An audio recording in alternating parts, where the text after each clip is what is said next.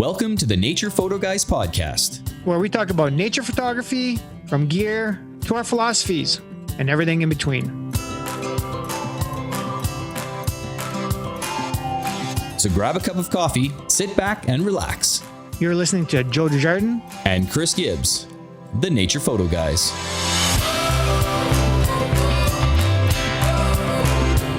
Hey guys, welcome to the Nature Photo Guys podcast. We are very excited to be joined by a longtime fine art, landscape, and nature photographer who has owned his photography business since 1978. Oh my God, I was 8 years old. I was 5. Oh God. Throughout his illustrious career, his work has graced the pages of numerous esteemed publications, including Canadian Landscape Photographer, Photo Life, and Outdoor Canada, just to name a few. His captivating images have left a lasting impression on the photography community, earning him accolades and recognition, including the prestigious Master in Fine Art designation from Master Photographers International. His commitment to excellence shines through in every shot he captures, and in 2018 was nominated for Nature Photographer of the Year. He is known as a master of understanding light and creates photographs that display incredible depth and detail. He is also an Arc'teryx Pro member and the Canadian Brand Ambassador for Kase Filters. Get ready to be inspired as we go in depth through his incredible journey, experiences, and insights from a lifetime devoted to the art of photography. Please welcome to the show, Jim Brompton. Hello, Jim. Welcome to the podcast. How are you? Yeah, I'm good, thank you. Welcome. Good, good. So what have you been up to? Everything photography related. Taking care of a dog. That's about it lately. I got a new camera. I haven't even tried it yet, so. Oh, well, actually, that was going to be one of our questions. So, I mean, we can actually just jump into that. Like, what kind of gear do you shoot? Like, are you specific to one brand, or do you have a few multiple brands, or? No, I shoot Canon. I've shot Canon all my life, so it's been a love-hate relationship with Canon for a long time. Sure. You know, so back in the film days, it was an FTB I started on, and then I went to an AE1, and then to an F1, and then I jumped into a Hasselblad medium format, and I shot a Bronica medium format as well. Oh, so I had them all. 6x5? Yeah. Yeah. No, actually, it was 2 1/4 square. Oh, it was, eh? Oh, yeah. Okay. Yeah. Okay. Yeah. So I shot those for a lot of years and wore out some F1s. Was a Canon Pro shooter when it mattered back in the day. Nice. So, it was all good. You know, I guess that's my love-hate relationship with Canon. So what'd you just pick up? I just bought a new R5. Oh, okay. Excellent. Yeah. So this is your first one, you mean, or? Yeah, my first mirrorless. Yep. Yeah. Oh, first mirrorless. Oh, yes. Wow. Okay. Yeah. Okay. You're going to have fun with that. Yeah, it's in a box here. was going to play with it, but I haven't had time. Yeah.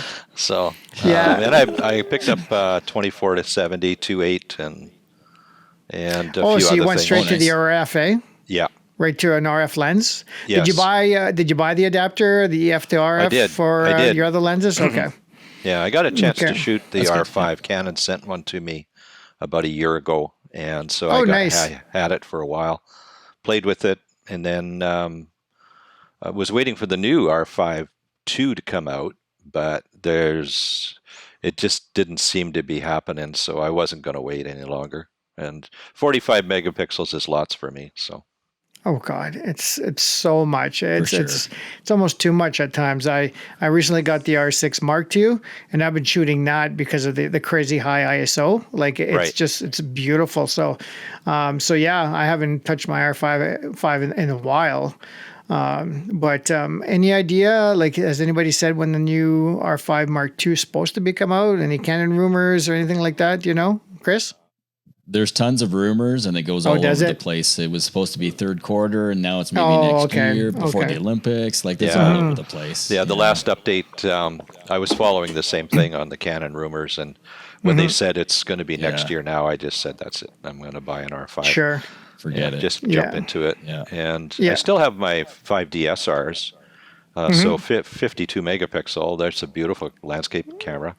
I find them actually a little too big, because I like to do a lot of multi-stitch or double rows or triple rows. Oh, wow. Yeah. So the file gets to be enormous. So I still shoot my 1DS Mark IIIs. I got a couple of those, and so they came out in 07 or 08, 23 megapixel, but they're fabulous for my multi-stitch images. So I just for sure. Absolutely love those cameras still. And you know what? They have the lenses back in 08 and version 1, like 24-70 or whatever, has a little more contrast than the version 2. So I had bought the version 2 as well and used it for a little bit, and then I sold it and went back to the version 1 really? Again. Okay. I noticed a significant difference in the imagery coming off the camera. And so I shoot with filters all the time. My cameras are stripped. There's nothing turned on any of my gear. So when I take shoot an image and I look at the back of it, it looks awful, absolutely awful, because it's really flat, just flat. Sure. There's just nothing there. But when I dump it into Photoshop, and I take pride in the fact of using filters on the front of my lenses that allows me to create it all in the camera. So I throw it into Photoshop in 1 minute and I'm done. I add black and contrast and I'm finished. Look for sensor spots and that's it. That's all I do. But I'll spend 2 or 3 hours in the field getting it right, shooting multiple filters, sometimes 5, 6, 7 filters at a time. And work in the light. And when I do get an image in my camera, it's something that takes very, very little time to finish. So and that's how I teach in my workshops too, you guys. That's how I teach. I teach traditional photography. I don't teach Photoshop. I don't teach Lightroom. I just don't understand it that good, and I'm more comfortable understanding my camera, telling it what to do, as opposed to having my camera tell me what to do. Yeah, so, 100%. Yeah. Yeah. It's a crazy way. When you grow up and learn on film, you learn the true meaning of photography. You learn to understand light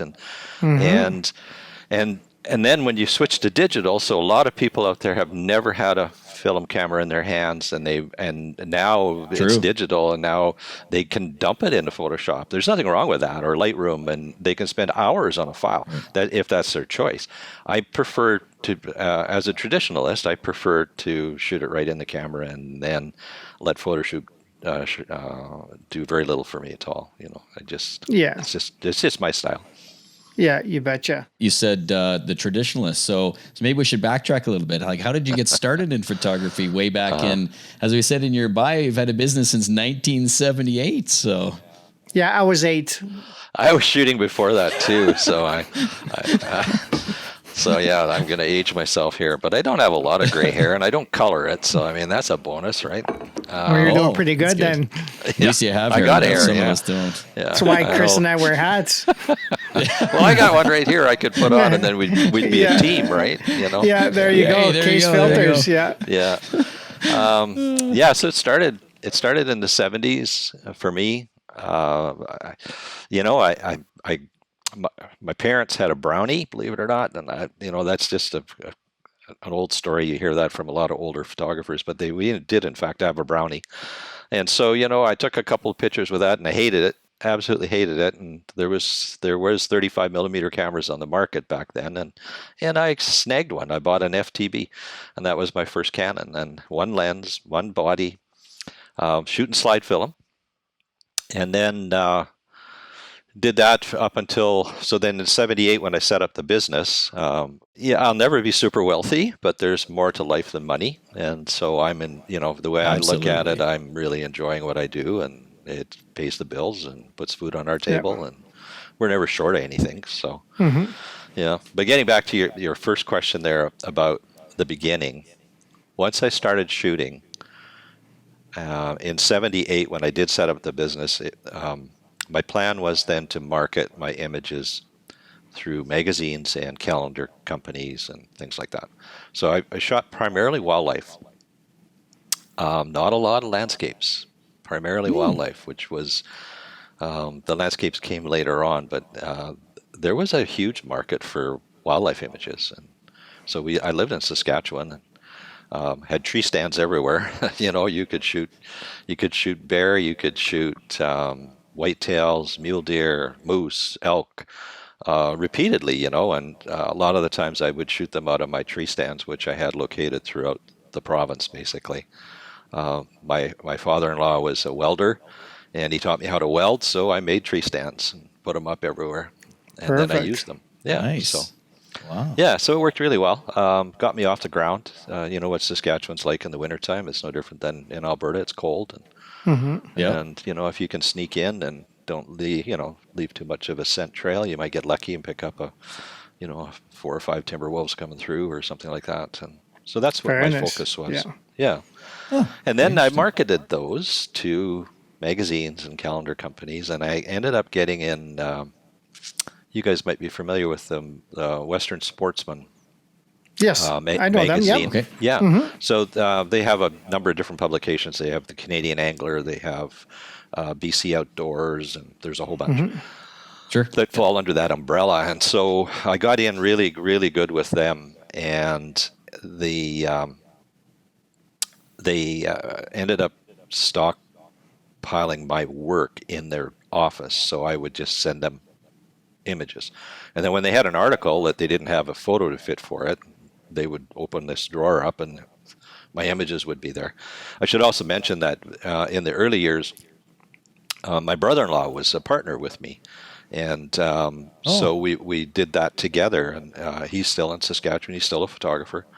So cool. It's kind of a cool story, but we went different directions for no reason other than I wanted to get into more landscapes, and he wanted to shoot more sporting events and things like that. So that does he still do that now? He does, yeah. The sporting events? Yeah, oh, nice. Yeah, he does. He for like the Saskatchewan Rush and all that stuff. He's cool. One of the photographers for them, and still does that. Yeah, yeah. So it just went. It just kind of kept on going, I guess, trucking along. It was nice, and then I started writing articles to put the images that I took in the field, so I could sell as a package to magazines. And I'm not sure how many times I've been published, quite a number over the years. I don't have any idea. Just a few times, I'm sure. Yeah.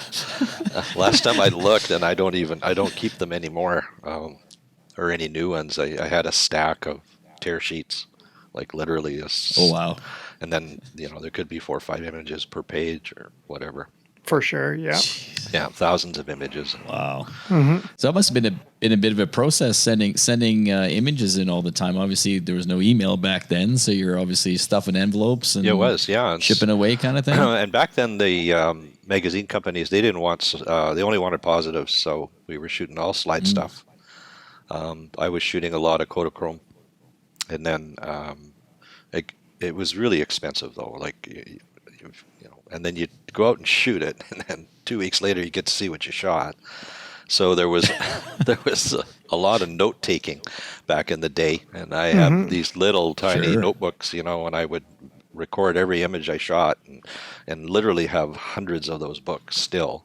Yeah. And I look at them sometime and I kind of laugh about it, but that was the only way, because then when you got your slides back, you could have a look and say, well, did I succeed or did I fail? And then I would look to see what my settings were. And so that really helped me understand photography. I have to say that was a great way to learn. And you never sent in your originals, so then you had to make dupes, right?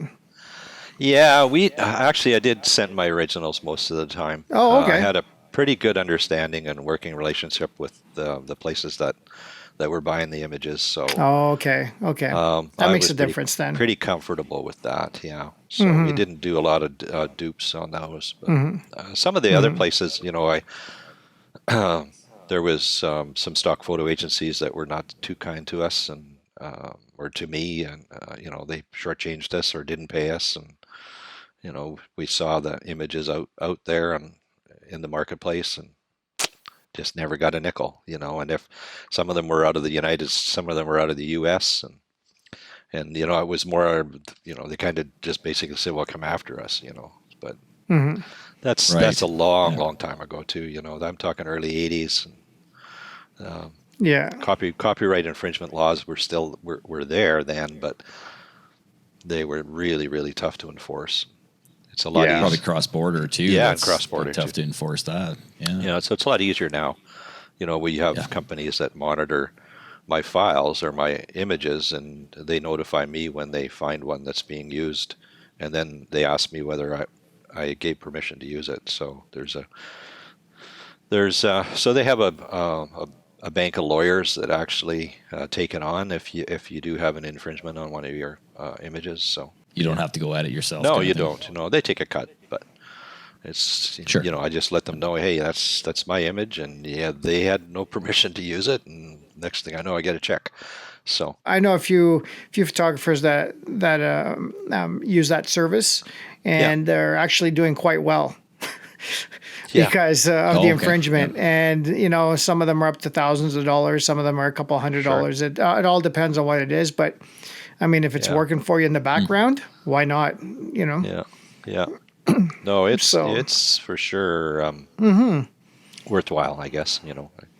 I put a lot of photographers onto it over the years, and I know that they've been successful as well. So yeah, for sure. Yeah. Good. So that all leads you up to today. Yeah, well, I'm just getting... I think we jumped a few years. Yeah, you skipped a few years. Just getting older, But you're out of BC, correct? I am, yeah. I live in Kelowna now. And, okay. I've been there since 2015. I set up a print lab in Vancouver when I was in the Lower Mainland, and ran that there. And then we weren't really fond of the wet and the climate that Vancouver had, so we moved to Kelowna, which was a good move for us. We're still only 3.5 hours away from our family, and we get to see our grandchildren all the time. And nice. So it's a positive, it was a positive move for us and got us out of the wet. So, the weather's pretty good, I hear, out in Kelowna. Yeah, it's pretty hot, but it's okay. So then, once we moved to Kelowna, then I moved my print lab to Kelowna, and the print lab was something I ran for about 12 or 15 years, I guess, and it came about because I just couldn't rely on people to do my printing. There was so many discrepancies, and back in the day, and I'm a canvas guy, so I like to print on canvas. And then I would do limited edition runs, and so I would always keep 2 on hand. And then when one of them sold, I'd order another one. So then when I got it, then the 2 sat by side, and they were never the same. And it used to just drive me crazy. Oh, wow. Okay. So, and if you're selling limited edition prints, they need to be the same, and so. Oh, for sure. Yeah. So Cindy and I, we sat down and we talked about it and said, well, what do we want to do? Do we want to get into this in a big way, or do we want to just shut down the print side of it, and so we agreed to get into it in a big way. And so then we bought some big commercial gear and started printing ourselves. It was a big learning curve for me. But once I got it down, I could print 10 images over a span of 10 months, and they would be all identical. And that's, that's the key to that. So, yeah, the consistency for sure. Exactly, yeah. Especially when you're printing large images, like I know that some of your work, or most of your work is, right? Yeah, so, I do a lot of stuff that's 60 inches to 175 inches long. So some pretty crazy big stuff, and so that gets back to the multi-stitch stuff, though, when you get up into those kind of numbers. So the resolution is amazing. And we, to this day, I still like to print really, really big stuff, and I still do art shows and rent big buildings and fill them full of art, and it's pretty crazy when you can take a 3,000 square foot building and fill it full of canvas, and then and I'm going to just say this out loud. When I advertise an art show, it just says art show and sale. It doesn't say photography. So I've found over the years that if you say photography, then you've cut a big margin or a big number out of your people that are going to show up. Oh, really? Because a lot of people, a lot of people don't regard photography as art, not in the same capacity as painters or that kind of other kind of art that's out there. So when I run my ads and I do art shows, and it just says art show and sale, I get people walk in the door and they don't know what they're to expect. But once they're in the door, they stand in awe and they look at this and they say, "Is this paint? Is this a painting?" Perfect. And I'll go, "No, it's actually photography. It is fine art photography at a different level than you've probably been accustomed to seeing." So my canvas I buy out of Germany. Sure. It's the best canvas you can buy in the world. The company's been making the canvas since the 1500s, and it is truly an amazing product to print on. Not only does it give that three-dimensional look to it, it gives that painted effect because of the way the weave of the canvas is. And then, of course, we're using a 12-color printer with an optimizer on it. So the 12-color printer is just like knocks it out of the park. There's just so much detail, and the resolution is so amazing. So when you do a piece 10 feet or 12 or 15 feet long, people stand in awe in front of it and they just look and go, "Oh my God, like this is like being in the forest," or whatever the shot would be, or a wave, So that kind of stuff is pretty exciting for me. Well, I can vouch for that because I've stood in front of your pictures before, and they are absolutely amazing. The detail of the multi-stitch is like nothing you've ever seen before. Yeah, and that's all, Chris, that's all on that really good canvas I've just talked about. It's just an amazing product. Wow. So I had a lot of people say to me, "Jim, would you print for me?" And I said, "Well, I don't want to be a printer. I did this for myself." Mm-hmm. So I took on a select few people to print for, and turned down more than I actually took on because I didn't want to become a printer. I wanted to be a photographer and just make sure that my product was as good as it could possibly be. And then last year, I sold my print lab business to one of the close friend of mine here in Kelowna, and he. I taught him how to do it, and we made a deal that he's going to print everything for me. It's going to be on my product and stuff like that. So it was a win-win for me. It all came about because we had a death in the family, and I had to move to Saskatchewan for a few months. And those big printers, you just can't let them sit because they get all clogged up, and you got some big problems. So they need to go out every day. They got to print. Mm-hmm. So was your lab in your home, or your lab was actually a studio? It was a studio, I had commercial space in Kelowna. I had, so when I first moved to Kelowna in 2015, I actually set up a gallery downtown and shared that space.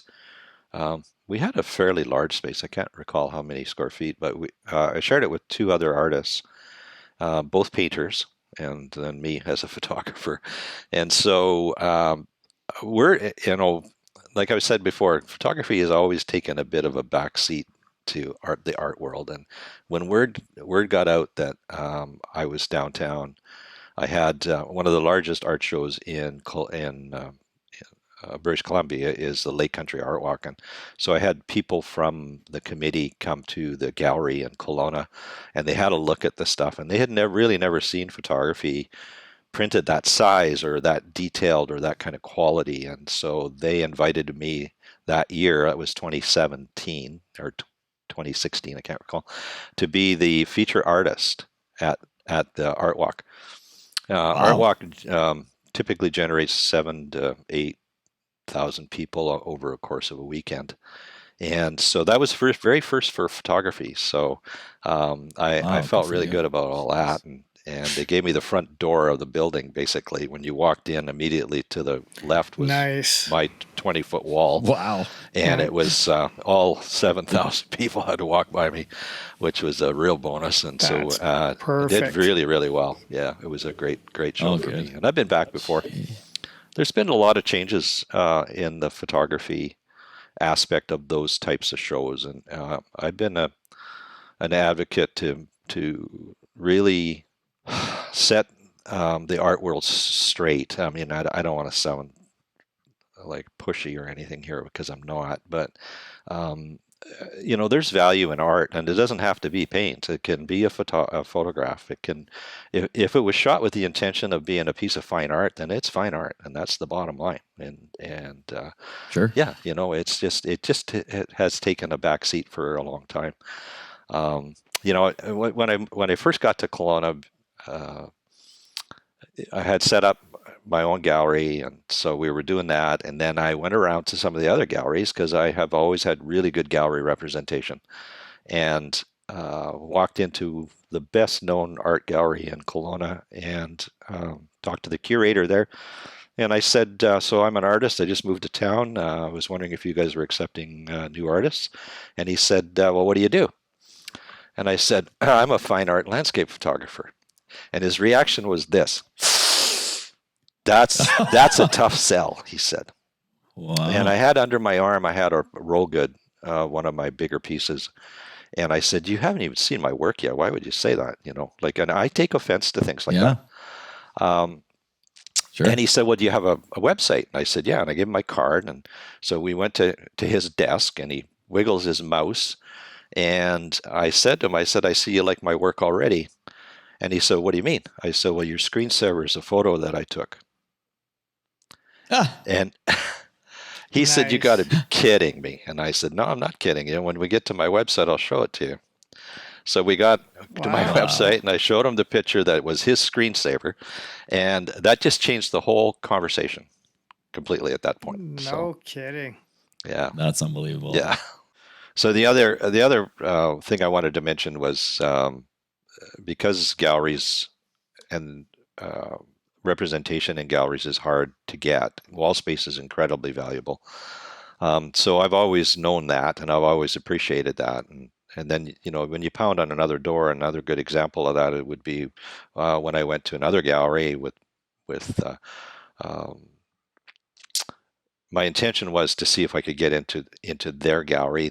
They didn't do or show any photography, so it was an uphill battle for me right out of the gate. And so when I went in, I was just told flat out, no, we don't show photographs as art. Mm-hmm.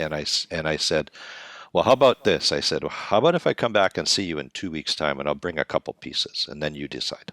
Mm-hmm. So the lady, I think, was humoring me actually at that point, and said, sure, you do that. So I waited a couple of weeks, and I went back in, and I took two pieces. Chris, you've seen one of them actually, the big blue wave one above my desk. Oh yeah, yeah. That was one of them, and the other one was the boreal forest 100-inch scene. You saw that one as well. I did see that one. Yeah. So I carried those in and set them down, and I had little or fairly good sized easels. Set them up on an easel. She was busy with a client around the corner, and when she came out, she looked at it. And she gave me kind of a really funny look, and she said, well, you're not going to take those back with you, she said. So very nice. Wow, that's awesome. Yeah. So, the downside to that story, though, the truth was that some of the painters in the gallery pushed back a little bit to her and said, since when did we start showing photography, that kind of thing. So, those are whatever. Those are things that as I said before, I'm an advocate when it comes to photography. I want to make sure people understand that fine art is fine art. Doesn't matter what it is. It's still a piece of art, and if it's perceived to be a piece of art when you shoot it or paint it, then it's a piece of art. And that's the process. And I agree. Photography gets a bad ride because there's a lot of people out there that will take a snapshot and then they want to sell it. Right. It doesn't work like that. There has to be forethought. So well, and they don't understand that there's a taking a snapshot, and then there's the creative process of taking a photo or making a photo. So a lot of people don't understand that, Jim, like one of your wave shots, timing, specific shutter speeds, positioning yourself for light, like there's a whole bunch of factors, filters, all this kind of stuff that, people don't realize. So at the same time, I think the people that don't see photography as fine art are the people that actually are taking snapshots and think that's what it is, and maybe don't see any perceived value in that, or they don't think they don't see the effort or the forethought or the planning and like everything there like a painter would.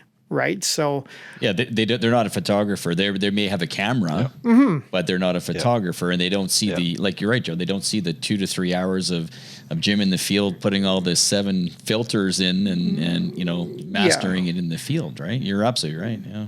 And how many days, weeks, months, years to get that shot too?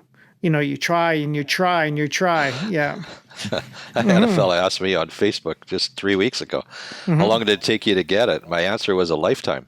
Yeah. Right. That's what I said. It took me a lifetime to get that shot, Yeah. Oh, for sure. Sure. So, so it's always nice when you find those clients that appreciate it, understand the process, and I think they just become lifelong clients. You can attest to that. Yeah, they do. Jim. Yeah, for sure. Yeah. Yeah, I have lots of people that collect my art, and so when I have a new release, some people have bought as many as 15 pieces. Yeah, wow, that's awesome.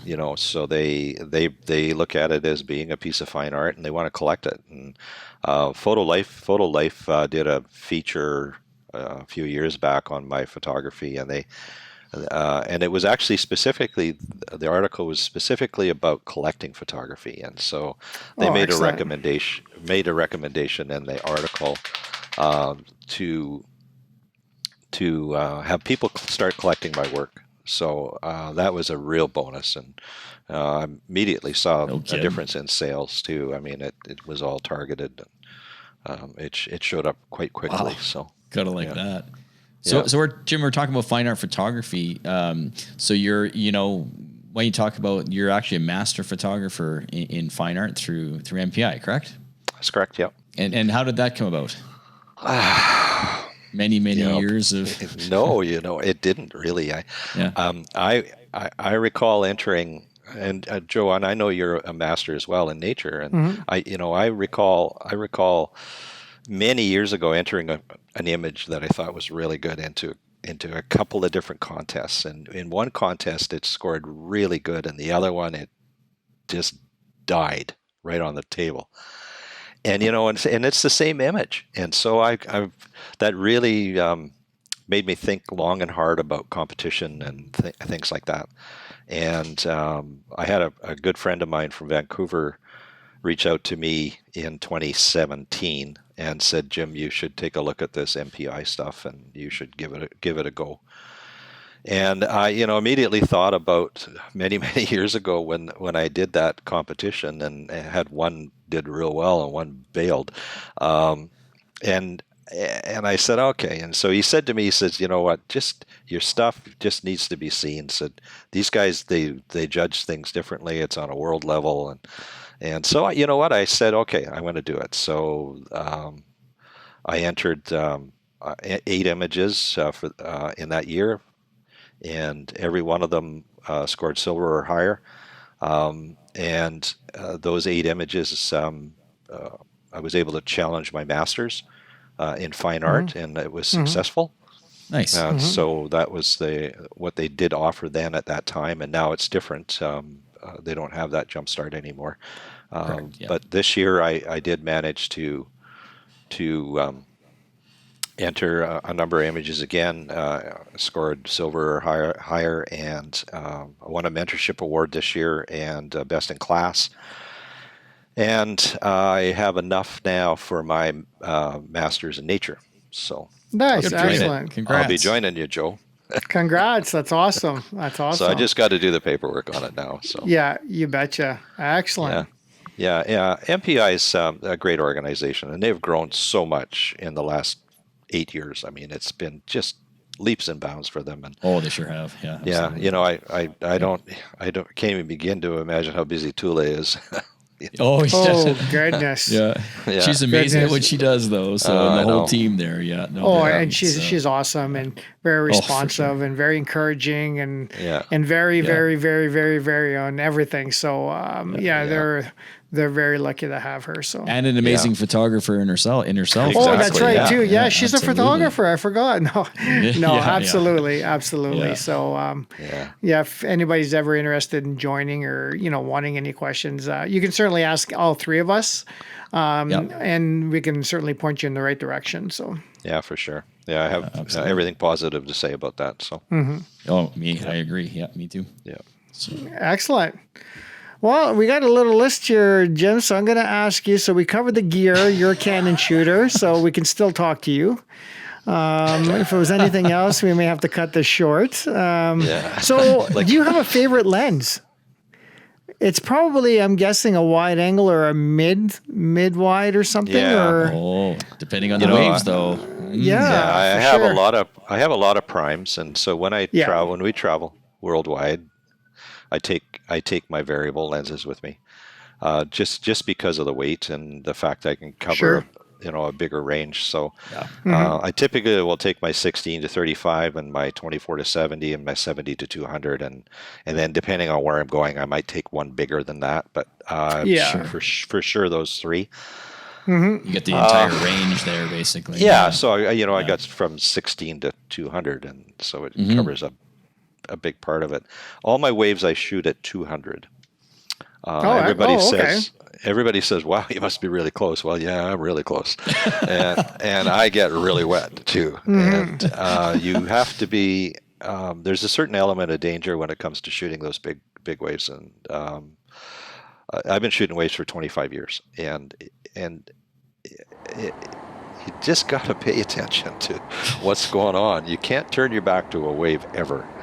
I see other people down in certain areas where I like to shoot some of the bigger stuff, and it's dangerous. And I watch them go down to an area where they shouldn't be. And I typically tell them, hey guys, maybe you want to rethink that, and get back up where I am here. And I still get plenty wet, trust me. Sure. So that leads us into this question about mishaps, Jim. Have you had any? I've had lots of them. Yeah, unfortunately, they happen. You can't be an outdoors photographer and not have mishaps. That's it. I know we've all had them. Yeah. You could slip on rocks and fall in the lake or whatever, right? And I've done that. I know. I think Chris was leading you there, Jim, because we know about that story. So well, that was a Milky Way shoot and face first into the lake with all my gear, and and when I got out of the lake, I was badly hurt. I got bruised ribs and cracked ribs or whatever, and my knee was tore up pretty bad, and so that kind of stuff happens. Stuff happens. You betcha. Sure, You betcha. Yeah.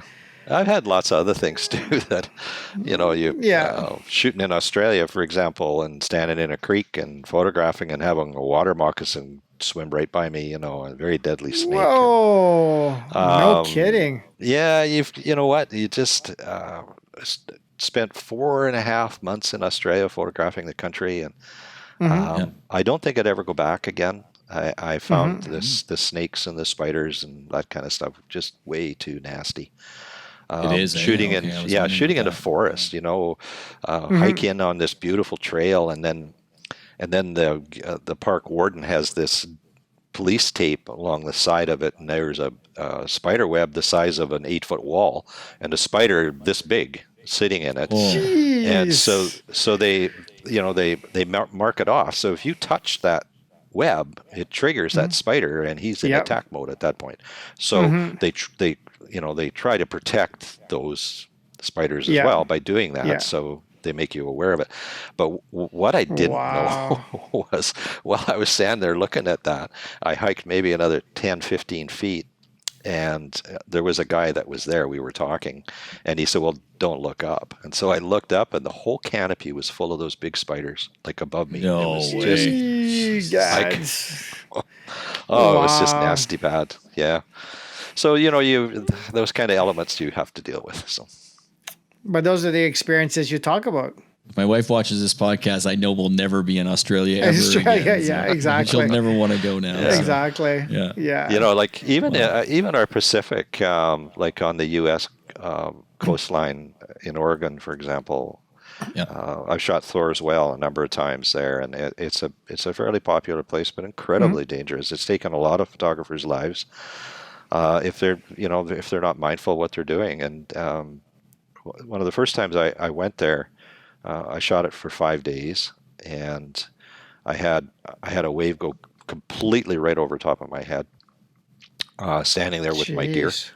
And that wasn't the bad one, though. I actually had a wave hit me right here that wanted to take me off my feet. And so what happens is that if you get knocked off your feet, the photographers get dragged into this hole with the back current, and then they don't come out. So one of the things that I was told very first time I went, I talked to the park warden and I asked him where Thor's Well was. He said, "I'm not telling you." I mean, when you is that right? Yeah, he said, I'm not telling you. He said. So then I did find out where it was. Sure. But in talking with some of the photographers that are there, they all recommend that you carry a lot of extra weight. So if you do get knocked off your feet, that you're quite a bit heavier, and there's a good chance you won't get sucked into that hole. And so I was carrying 65 pounds worth of additional weight in my camera bag. And then I had my tripod and my camera, and everything's Gore-Tex, so it's all protected. The only thing that's not covered is the front element of the lens, and I use a polarizer and for that type of shot, and that's about it. Sure. I will go to a grad ND and an ND as well when the sun starts to get a little dusky, and then we can really make some magic happen there. But the waves are very dangerous, very dangerous. So what you're saying is you're not taking any of these wave photographs from the beach. You're in there. Well, at Thor's Well, you're in there. You're 200 meters offshore, and is it? Okay. Yeah, you're a long way out, and you, in low tide, you rock hop across, and then when you finish shooting in high tide, you basically wander back in deep water. So, you know what? But when I shoot my waves in Hawaii or Fiji or New Zealand or Australia or the Caribbean, I always go with a purpose. I've been there a number of times. I understand the water. I understand what time of day I need to be there. And you know what? You just have to be mindful of it. And then it's a matter of figuring it out, and over that lifetime of shooting it, if you can figure out the speed of the wave, and then you can set, so my fingers are busy because I'm setting aperture and shutter at the same time, because now I'm figuring out the speed of the wave. And so then I set it up, and then I get it to where I want it, and I take one shot. So no high-speed burst at all, just one shot. No, I typically don't do that. No, I'm too busy figuring it out. So sometimes I'll get maybe 3 shots as it progresses. And then I'll figure out which composition-wise, which one I like the best, and go from there. But it's a real key to focus on those moving waves. So it's all servo. When you shoot your wildlife, you guys, I'm sure you all shoot in servo. It has to be. Oh, for sure. Yeah. Yep. And it's multiple back buttons, and it's, a combination of different focus modes, and depending on situations. We have animal eye detect. I guess you don't have wave eye detect, but no wave detect yet. Come on, Canon, what's going on here? Yeah, that's what we need, right? So I have a lot of people ask me, how do you do this? And I'll sit down and have coffee with them, and I'll explain it. And then they'll go to Hawaii, or they'll go to wherever they're going, New Zealand or Australia, and then they'll come back and they'll go, it didn't work for me. Yeah, it didn't work for me. I'm going to Hawaii in November, so I'm looking forward to trying it. So well, I'll tell you what I know, and then you just have to apply it. So. There you go. Well, I look at your wave calendar on my office, just underneath Joe's. They're both together. So. Nice. Isn't that nice? Yeah, thanks, guys. Isn't that nice? Yeah. So, Jim, you've mentioned filters a few times, or we've mentioned filters a few times. You are representing Kase. Can you tell us a little bit more about how you became Kase Ambassador, and you're currently a distributor for Canada, and I'll let you get into that. So just about 4 years ago, I guess they reached out to me, and as they did a number of different photographers, from what I'm told, and they wanted to know if I'd be interested in being an ambassador, and I said no. I've never shot the product, and so I'd need to test it first, and I don't sign off on anything that I truly don't believe in. So, and it's not, and for me, it's not about being an ambassador. That doesn't go with it. If it's a good product and if it's something I want to support, then that's what I'll do. So they sent me filter to test, and I shot it, and I could hardly believe how good it was. And so then I asked for a couple more, and then I shot those, and they literally blew me away. I have to say, where was this company 40 years ago or 25 years ago? Sure. Think about it, like the ease of use. In my workshops, when I'm teaching for filter use, they're so simple to use, being a magnetic systems, whether it's an Armor or if it's, or if it's the Wolverine or now the new Revolution. I mean, those systems are so fast, and it makes people want to use them, which will make them a better photographer. So that's the key. The bottom line of the whole thing is, if you start to understand your light and you can start to use your filters during the process of your capture, the number one filter is a CPL. I mean, and you can't replicate that in post, so that's a must. Very true. And then the rest of it, you just you have to figure it out. And once you figure it out, then you go home and you download this file into your computer, and you go, wow. Is that ever nice, And, I understand that, Photoshop has grad NDs built in and stuff like that. But I am still a believer that if you capture it in the camera, you're going to have a better image. And I've seen a lot of that when I'm with the print lab and printing for others, where they've used the digital version of that. And, cameras nowadays are 13, 14, 15 stops of dynamic range. There's a lot of data there you could pull back, but if you put a 6 or 8 or 9 stop grad on the front of your lens, you're already there. You don't have to do anything, and it's captured what you've seen, and that's the cool part about it. So Kase has been really really good to me. After I shot with their system, I agreed to be their ambassador, but more importantly, I wanted to be a bigger part in Canada, and so I negotiated with them to become a distributor of their product in Canada. And at the time, I was the only one. There's another one now as well, but nothing's ever forever, So yeah, it's as a photographer, it's added income for me. It's not a huge amount of income, but it's another stream. It's another stream, and like part of my early discussions with them was that I wanted to have control over a pro partner team, and I wanted to pick professional photographers that were good photographers. Like they don't need to have 1 million followers. And that was all part of my initial conversations. I said, I want solid, good photographers that people respect. And that's why you two are pro partners. And to me, it's clear, and then the rest of the pro partner team, same thing. Like I say, it doesn't matter to me if they've got 1 billion followers or not. That's not an element. What is the element is that they're an educator first and foremost. And if they teach, and if they're solid photographers, and if they're well respected in the photography community, then I want them on my team. And that's that simple.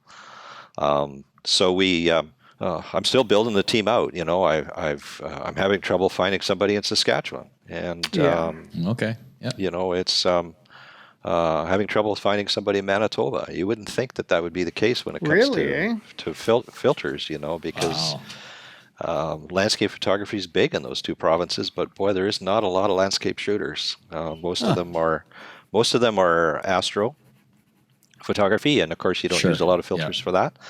And or wedding and family portrait stuff. So, well, maybe somebody will hear the podcast and reach out just as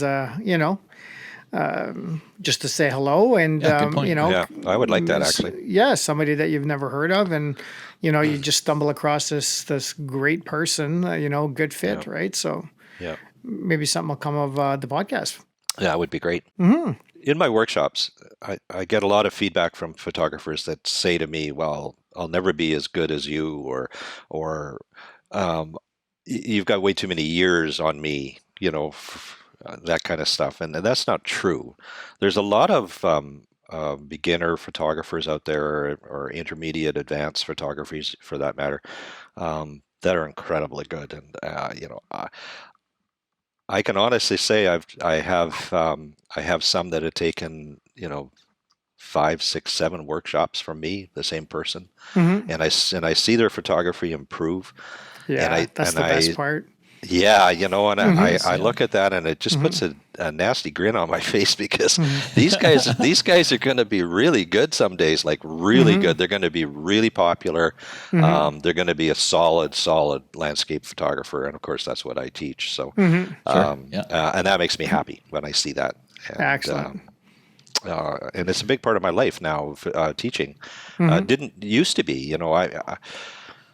I don't know, maybe 10 years ago, I started thinking about, maybe I should become an educator, and I'm glad I did. I win every time that I fill up a workshop, and I get people that want to come and learn, and particularly the traditional side of photography, because there's so many out there that have no concept of that, because they've learned on digital all their life, and they've never used filters. Sure. Or they'll have a set of filters in a bag that they don't use because they find them awkward. Right. Those are the kinds of things that I force in my workshops. The people that dig those out, let's use them. Yeah, for sure. Let's make this work, and you're going to see the end result of this, and you're going to be happy with it. And those are the kinds of things that I can guarantee. So. Yeah. I think people with filters, I think this world has become so fast moving, and people just need to step back and slow down, and that's part of the problem with the younger crowd, and even us, right? We're so busy, but yeah, just step back, slow down, be with yourself, put the filters on, and just create. Right? Yeah. I'll pull up into a scene and I'll stand and look at it without even taking my gear out, and I know what I'm going to end up with before I even shoot it. Sure. And that comes with 45 or 50 years of shooting, and so I know how to apply what I need to apply to the current light condition, and I like quite often I'll set up and I'll use a minimum of 3 filters. Going to say probably 75% of my images are minimum 3 filters. Going to be a CPL, there's going to be a grad, and there's going to be an ND. And so then I pick the density I need on the ND if I've got it working a stream in the fall, and I'll select the density so that I get what I want the water to do. And if I'll look at that, and I know from experience now that what I'm going to need. If it's really fast moving water, I'm going to need a 6-stop, because I still want some texture in it. Sure. Yeah. That kind of stuff. And then my grad, I'll look at it. Sometimes I'll put 2 grads on if I'm working with some harsh light. All those scenes you can manage, and it's just by using filters. So then I'll throw a grad on, and then for sure the CPL, and then the CPL always first. Dial it to my liking, and then. Which isn't always the case where it's the strongest. Sometimes I'll back it off a little bit, particularly if I'm doing some stitches and stuff. I don't want to see that delineation in the sky. Sure. So I deal with that. But CPL, number one, do with it what I like. The real positive thing about circular polarizer is it doesn't just only enhance blues, yellows, and greens. It actually reduces glare off water, or you can see through water. But the leaves in the forest, if you're a forest shooter like I am, you dial that and you can eliminate that reflection off those shiny leaves. Now you're starting to see what your naked eye sees, and it's just fascinating. It's really, really fascinating. Yeah, no, I get that 100%. It's just it's amazing what's very reflective to the camera out there, whether it's water on the rocks or the waterfalls, or the lake, but vegetation, using CPLs for macro photography, that sort of thing. You're right. That's the number one filter to have. You just can't beat that filter. So yeah. So when you set up and you go into a scene like that, what I like to do is I like to have a really close look at it, and then I say to myself, okay, what do I need to eliminate in this scene that's clutter, or it's going to be a problem for me later on? So if there's a log that's not well positioned in the creek, I'll go move it. I'll get rid of it. I'm not cutting it down; it's already down. So I'm just repositioning it in the forest, and then there'll be things like the tops of the rocks are dry, so I make sure they're wet. So I carry special stuff with me to do that. So I carry a 2-liter bottle, pop bottle that's got the top cut off it. It becomes a big scoop. It weighs nothing to hike in. And when I get there, I'm standing in water anyway. I might as well use it. So then I just dip her down and start. I wet all the rocks. Yeah. So everything has the same texture. Everything has the same shine to it. Then I reduce the shine with the CPL, and now you're just looking at color. Yeah. So those are little things, that I teach in my workshops that people are surprised to see. Well, wow, I wouldn't have thought that. And then quite often I'll say, okay, let's shoot this scene, and then I'll wet the rock, and I'll say this, and I don't tell them I'm going to do that. Oh, the before and after, for sure. And then I said, now you just flip back and forth and tell me which ones you like. Those are the most impactful, aren't they? Yeah. Like to show the before and after. Yeah. Yeah, totally. Jim, if anybody wanted to take your workshop, like how would they go to your website, or how would they find you for that? A lot of people just simply go to my website and they just send me a contact, and I have a waiting list. I have a folder. Only the odd time I'll actually run an ad for a workshop. If I decide to do one, I'll just send an email out to the people that are on the list, and if they can take it, then it fills up immediately, basically. The odd time, and a good example was here a little while ago, I was in Maple Ridge, and I had a person reach out to me and say, can you do a workshop next time you're in Maple Ridge? Well, the next time was like 3 days away. So I said, okay. So I ran an ad on Facebook and said, I know this is short notice, but I'm going to do a workshop on Saturday in Maple Ridge if anybody's interested. And it's sold out. Just bang. Perfect. Wow. Yeah. So very nice. Yeah. So that was nice to see. So a lot of the photography clubs reach out to me, and I do a lot of presentations, as you guys do as well. And that's a big part of the education side of it, like growing the business, in the sense that you can make a living as a photographer nowadays. There's so many that struggle with it, but you just have to really open a lot of doors, and you got to look at ways. Another income source, as you mentioned before, Joe. It's. They're all important to that. They're hugely important. I mean, a lot of professional photographers, keep referencing back to that. Whether you got a prints for sale, you got like you said, your fine art division, right? Then you got your education, workshop seminars, right? And then you may be writing articles. You may be doing, social media for other photographers. You can build websites for other photographers. It can go. You can create books or ebooks. You can. So once you get the ball rolling and you have that ebook working for you off your website for $9.99, that's a passive stream of income after you've done all the work, right? And then your print sales. So I think in today's day and age, as a photographer, you need to have that. You need multiple streams of income, not just I'm going to live off of print sales. And not to say you can't, but I think being a little more diverse that way is going to help you. So you have to in this day and age. Yeah, I agree. Totally. I believe you so. You just have to open a lot of doors and keep them open. Yeah, yes, it's all about, just like any other business, relationship building. Yeah, exactly. That's a huge part of it. So in saying that, at times there are photographers who've been in the business a long time and say you need to pick a niche and run with that niche and don't do anything else. Focus on that. Do you feel that way in today's day and age, or do you feel like a photographer should try a bunch of different things? What's your opinion on that today, right? Yeah, I always tell everybody to develop your own style. Okay. Yeah, once it's recognizable, it'll never leave you. It's I followed Ansel Adams all my life, and he was a big part of my photography. And my black and whites resemble a lot of his work, and I have galleries that say, wow, this looks just like an Ansel Adams, and it does, because what, I learned from him, and it was important to me to pay attention to what he did that made his stuff identifiable. So I get that all the time.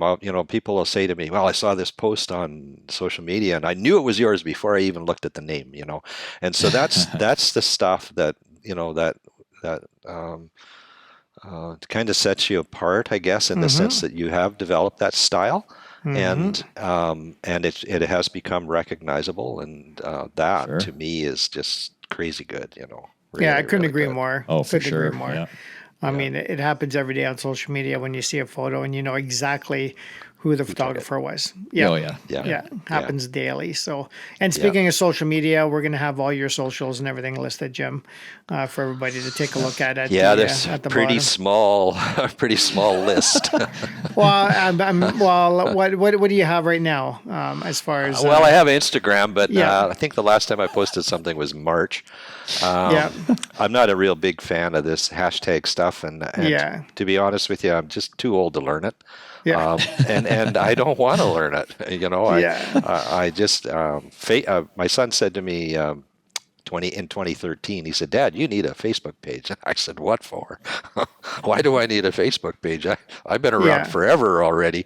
And he said, "No," he said, "you need one, trust me." And so I got one, and I have a modest following. I don't know what I got, 13 or 14,000 people that follow me there, and it's not about likes to me. It's about positive feedback, or it's about people asking, how did you do that? And I always take the time to answer it. So there's lots of mornings I get up at my 5 a.m. start, and I'll have 65 comments that I reply to, and I reply to every single one of them. Yeah, I take the time out of my day. People appreciate that for sure. Yeah, if they took the time to reply to something or leave a comment, I feel 100% the same way.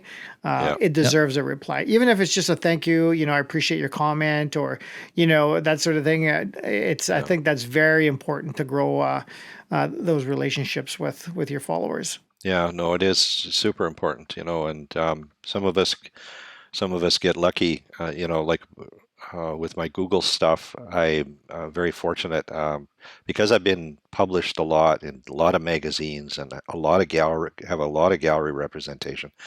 My SEOs are really high, and so about 9 years ago now, I guess it is, or 8 years ago, if you Google Canadian landscape photographer or photography, I come up number one organically, and have held that spot. And my son keeps telling me, "Dad, you're not going to be there forever, so enjoy it." So it does trickle in a fair bit of work, though, because if somebody's looking to hire a Canadian landscape photographer, organically, it's not a paid ad, so people see it, and I get a ton of emails. And schools, they have a tendency, photography clubs in high schools will do that search, and then next thing I know, I've got grade 12 students wanting to know how to become a photographer. And, nice. So I those replies are quite a bit longer. And I take the time because I think it's part of the education part of photography. So that's just me, I guess. Excellent. Oh, no, absolutely. And in this day and age, business background is extremely important, especially to those people just coming out of high school, right? So if they want to be photographers. I would say even more important than photography skill in the beginning, because you can develop your photography skills, your artwork. I mean, we're all constantly improving or evolving, or our styles are slightly changing or whatever it is. But without a business background, it's going to be difficult to make it. So, I mean, I've talked to a lot of professionals. I worked for studios, had a studio when I was into the, portrait commercial stuff, that sort of thing. And I would say almost all of them stated that, that they wish that they had taken business courses or some sort of class in business.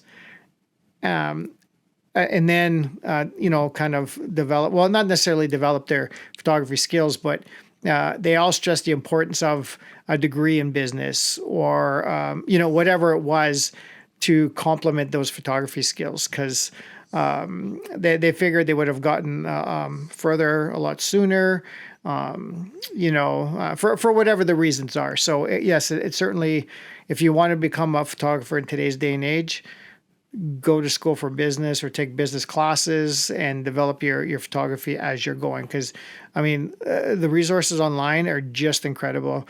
I'm a big YouTube guy. I love YouTube. I follow a lot of photographers. I learn so much from those photographers. And so I just feel that, take the business courses and learn online. And the majority of it's free, to get you started, right? So... Or at least marry somebody who is a business person. Oh, did you do that, Chris? Maybe. It helps a little bit. It helps a little, right? So, stick to the creative side, Yeah, so. For sure. So, speaking about starting out in photography, I got a question for you here, Jim. So, as a photographer, what's one piece of advice you would give somebody starting out? Ex-nay on the business side of things and the business courses. One piece of advice. Yeah. Just believe in yourself. Mm-hmm. That's probably what I'd say.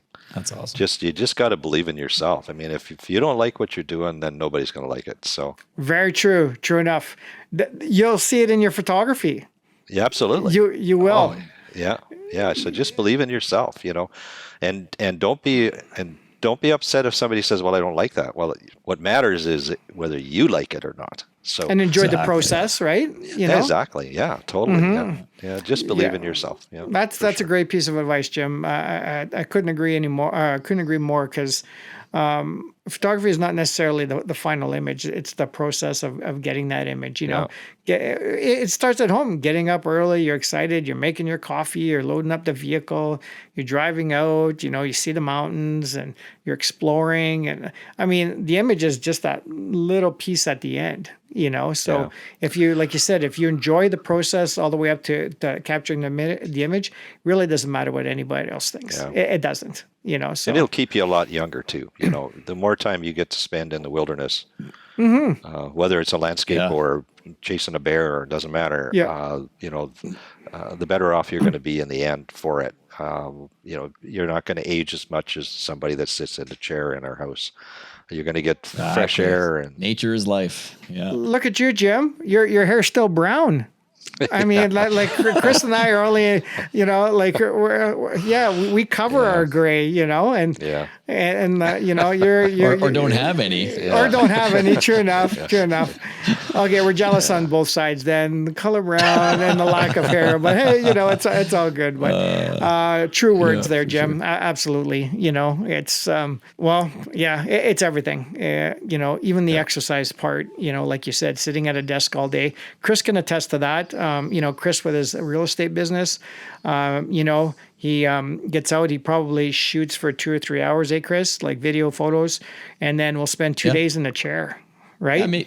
Sometimes I'm out shooting for like 6 hours on a bigger home or whatever, right? Or doing all the video and all that stuff because I don't, it's just me, right? Yep. So, and then, there's a lot of sitting in a chair from 6:30 a.m. to midnight daily. And, and I love every minute of the entire process. And I think you have to, but I love shooting more. But for sure, it's all part of the same thing if you want to run that. So and like I say, I'm very fortunate that this is a full-time gig for me and has been for a long time. And I just love the fact that I can pick up the phone, or my wife is a huge part of the business and she's in charge of travel. And so, I'll say to her, I will see an image somewhere, and I have a good example of that. I went to Fiji a couple of years ago, 3 years ago now. And it was all because I saw an image, and I went, wow, you know what? I have to go shoot that, but I'm going to shoot it my way because I think it could be done better.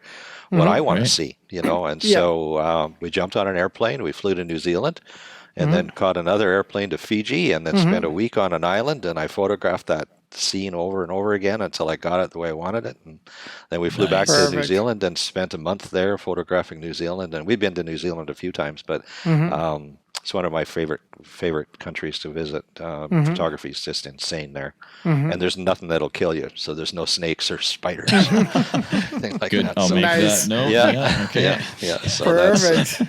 that's a real bonus. But yeah, you know, the travel side of photography is huge. It's if it can get you to places that you haven't been, you become that explorer, you know, and as you explore it, then you put your own twist on it. And, just like that, yeah, the shot was just a jetty. It was a dock on the ocean, on the South Pacific, and the watercolor is just insane. You know, it's just around the corner from Bora Bora, so you got the most beautiful color in the water in the world, and you know, it's just a matter of figuring out the light and using it to your advantage. And you don't, so that dock faced to the east, but I shot sunsets off it because you get a reflected light off of the clouds in Fiji. So it would actually reflect color into the east sky at night. Crazy beautiful. Like, Wow. Very absolutely insane. Yeah. Insane. You know, there's a lot of people that say that they love doing photography on the side.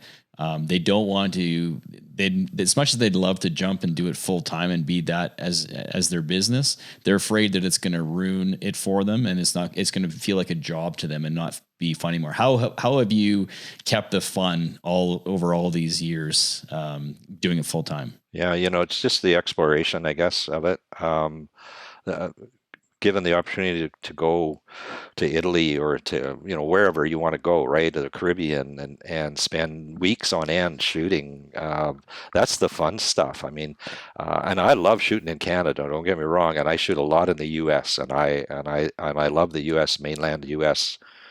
that the coastlines that they have are just absolutely crazy beautiful to photograph on, and the Pacific Northwest. Yeah, you know, exactly. Yeah. Oh, you know, absolutely. you know, so the subject matter is important.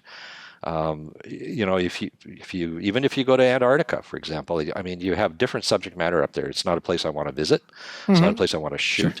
I'm not a big fan of cold. So my target goal is somewhere warm when November rolls around, and I like to come back in March. So that's, you know, and so photography allows me to do that, and it keeps me young, and it keeps me focused, and I enjoy it every day. And, you know, I don't feel as though I'm working. And so to answer your question, Chris, you know, it's not a job to me. It's a lifestyle, basically. Yeah. Yeah. Great answer. Yeah, I'm in the same boat. Yeah, I love that. I love the same thing, right? So it's no matter what I'm doing, whether it's obviously I'd rather be out in nature and do that a lot, but I still love every moment of shooting photos and videos and all that kind of stuff. So no, you're right. So you got to enjoy what you do. Yeah, and when you get good at it, like you do with your video stuff, that's something I would never take the time to learn. So kudos for you, man. Just do what I do. Get Chris to set up your camera, and all you got to do is hit the little red button. That's all I do. I think you told me that once, actually. Oh yeah. Yes. I'm getting a little better. R5, you got a little red button. I'm getting a little better, but I'm not even joking when I say that. In the beginning, it was like, here, Chris, whatever this all means, set it up. I hit the button, and off I go. So. And you're shooting some great video now too. You get lucky sometimes. Some great clips. Yeah. But that's because you set up my camera. So. Jeez. Well, and I guess we should also mention, you know, Kase Filters Canada, right, is the website .com? Yep. .com, right? Yeah.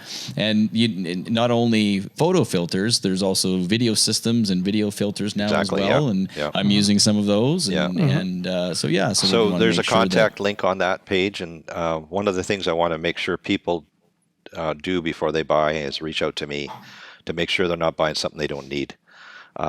So my first question is, what are you shooting for lenses and what's your style? And then I go from there. And you know what, if they don't need to spend money on a 10-stop ND, then I don't recommend that they buy one. Sure. Right. If they go to a store to buy this stuff, nobody's going to help them in that sense. They just simply won't. Problem with filter shooting nowadays is there's it's a younger crowd typically works in these stores, and so they don't have a lot of knowledge about it.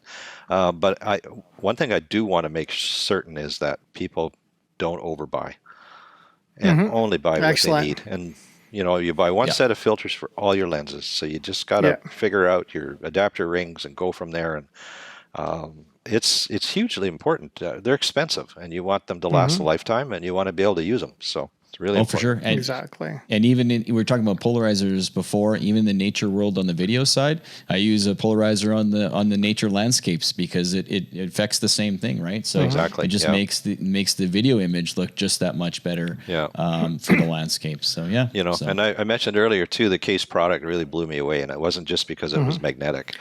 The quality of the glass is just absolutely insane. I mean, it's they're they're very neutral, which is a big bonus. I mean, you don't have to fix color casts.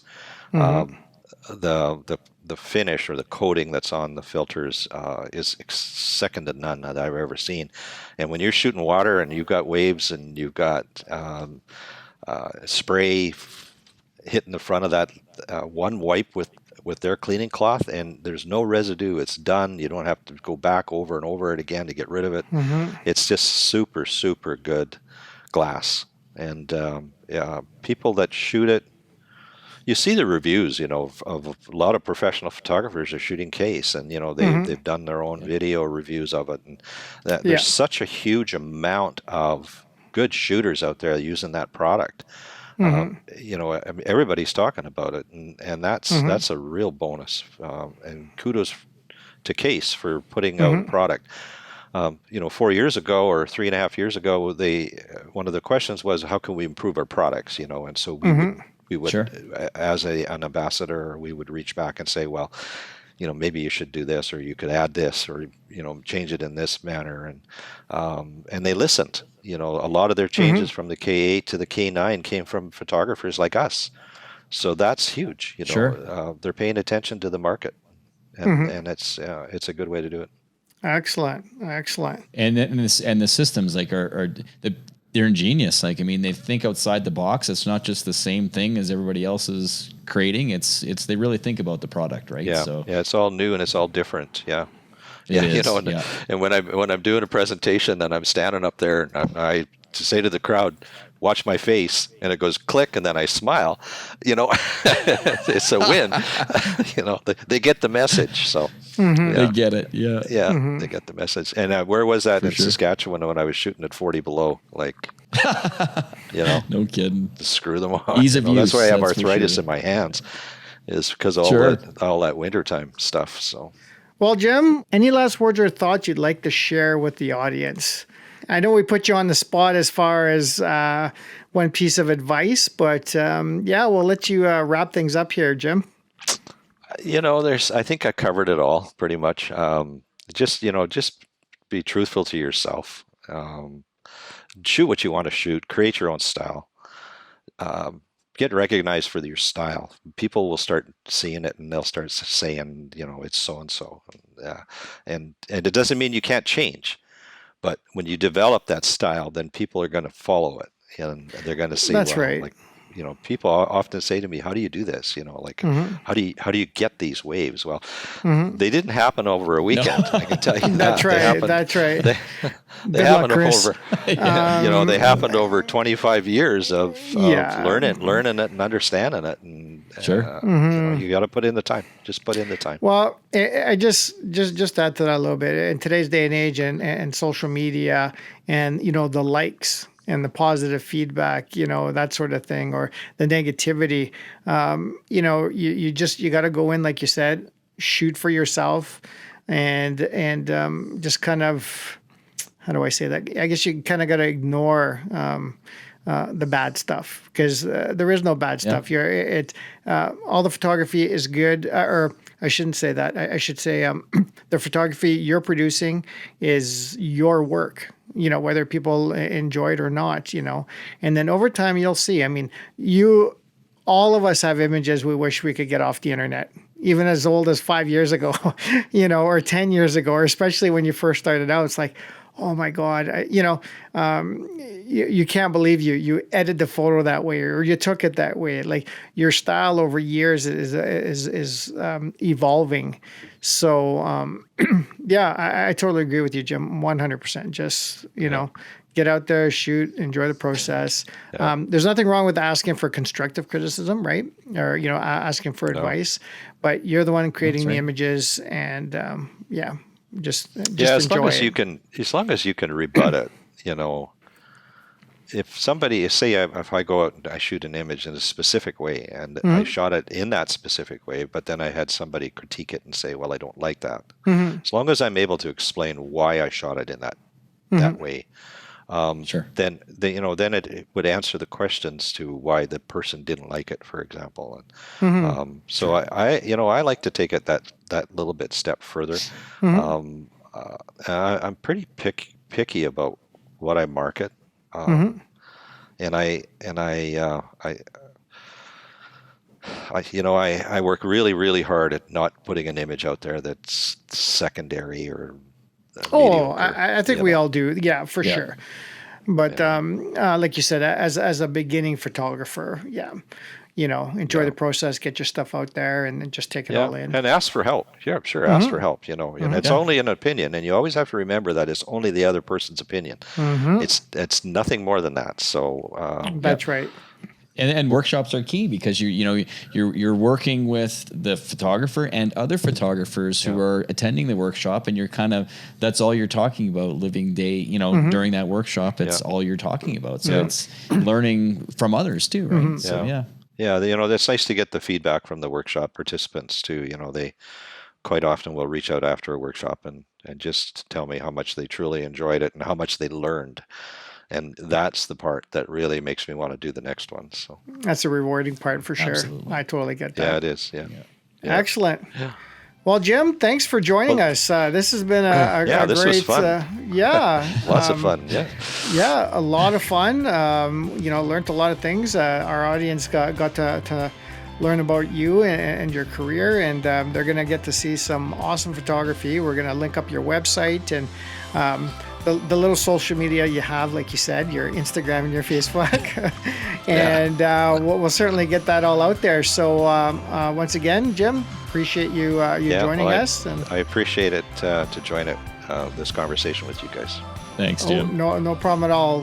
Thanks again, Jim. And everybody, thanks for joining us for this episode of the Nature Photo Guys podcast. And we'll see you in the next one. Thanks for watching. See you.